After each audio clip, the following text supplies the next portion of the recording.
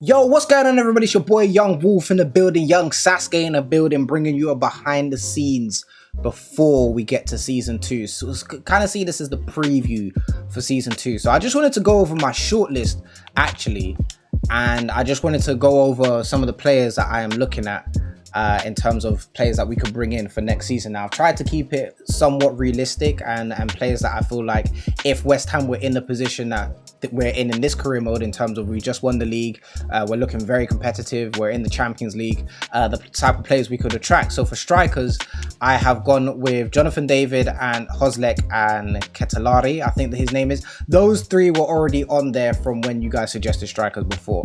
But of course, Southampton got relegated, they're in the Championship, so I've added Adam Armstrong and Che Adams if we are to continue using Nunes as the starting number 9. Moving on, for the right hand side, I have got Rodrigo from Real Madrid. I just don't think he's going to make it at Real Madrid. He needs a breakout season like Vinicius Jr. I know Vinicius Jr. has been there longer than Rodrigo has been, but Rodrigo just doesn't seem like he's going to fit into the team at Real Madrid. I can't lie to you. I would love him to. I'm a Rodrigo stan. I would like him to do well, but it just doesn't seem like it's going to happen. So maybe bringing him over like we did with Eden Hazard and giving him a restart for his career is the best for his future. And then I've got Jeremy Doku, who I expect to leave in the summer in real life this year. I don't expect him to be at Rennes for much longer, and we could bring him over in this career. It does make sense and he does suit our style of play. Also, I've got Kubo, who I don't think is making it at Real Madrid. I can't lie to you, just point blank period. And Madueke. You know what I'm saying? Madueke's kind of fell off the map a little bit. So bringing him over makes a lot of sense. He's English as well. I know Dortmund are still interested in him, but yeah, could bring him over as well. As I mentioned, Southampton have been relegated. James Ward-Prowse. Now, I know it looks like he's about to be a one-man team for the rest of his life, but it don't make sense for this Donny to be in the Championship. So do we bring him over? You know, I haven't got much depth in midfield when I release some of the young players that we've got that aren't going to make it into the team. And then I've got Josh Da Silva as well, who has been relegated with Brentford. In terms of left backs, I've got Goodmanson from Lille, who's very, very, very underrated. Very quick player, very agile. Can easily bomb up and down the left side if we want him to. We can play him left mid as well, which is great for versatility. We've got Omar Richards, who just not gonna make it at Bayern Munich. You're not starting over Davies, I'm sorry. And Wijnaldum,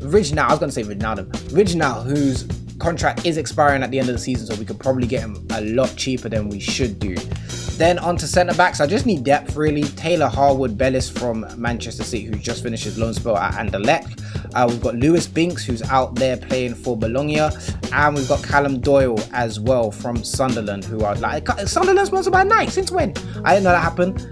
Max Aarons has been relegated with Norwich, so bringing him up back to the Premier League makes a lot of sense. I know at one point he was a hot prospect, he was a hot property for a lot of big clubs, just didn't make the move. And then Aaron Wambasaka. Now, Aaron Wambasaka is interesting because I know a lot of you are going to think this is not realistic. It is, because Manchester United have signed Mazwari. So I don't feel like Wambasaka's getting a look in that. I know the man's dead food in real life, but it's not real life, the career mode. Get me? And then for some reason, Fabianski has disappeared. I don't know what's happened. I don't know where Donny's gone, but Fabianski has left the building. He's not a player. I don't know if he was on loan and I missed it, or his contract expired and I missed it. But even when I type his name, Donny's not on the database. So I don't know what happened to Donny. Ow. So I've got Handanovic, who I can get for about 4 million, which is very, very, very, very, very cheap for a goalkeeper of his quality. He's 84, but he's 37, but he's still decent. And then I've got Lafont, who's probably going to be the target I go after, but we definitely do need to sign a goalkeeper. Now, I'm showing you all of this so you guys can have your input before we start season 2. So we've got quite a good youth academy. You know, there are a few players that we could bring in. Matthias, you know, I don't need to sign Da Silva or Ward-Prowse. I could just bring up Matthias. Right wing, you know, for backup, if I wanted to, I could bring up Powell, play him on the left if I wanted to as backup. I like how they don't have the sponsors in the academy as well. I think that's really cool. It's a different kit for the academy team. I was bugging out there. Centre forward, we've got Fly, but I could retrade him to a cam.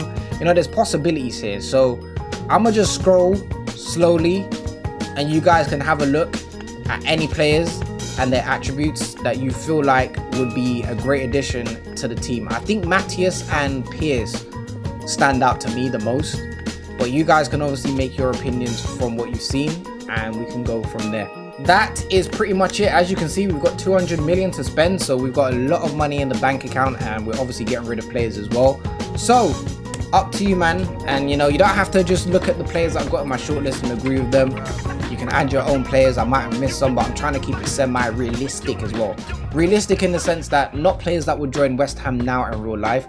Realistic in the sense that if West Ham were where we were in real life, where we just won the Premier League and we're in the Champions League, what kind of young players would we attract to the team? That's the realistic approach I'm going for. But again, let me know your comments in the let me know your opinions in the comment section down below. I'll catch you guys for the start of season 2. Take care of yourselves. Peace.